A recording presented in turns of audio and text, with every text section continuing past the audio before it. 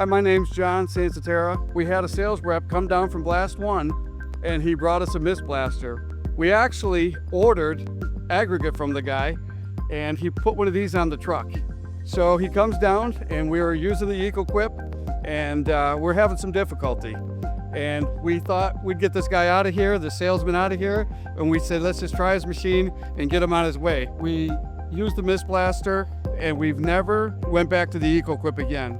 Some of the things that we liked about it is the low amount of water that you would have to use if you did want to, but we also had the option of dry blasting, and that made a huge difference for us, not having to wash down and do some of the other things. We also liked the MistBlaster because we could operate a pot for 3 to 4 hours. You know, we used the GMA Garnet and we dialed that valve in, and we had just better results for the coatings that we're applying. We've been watching the BlastOne videos. We've been learning from BlastOne for years, really since we got into this.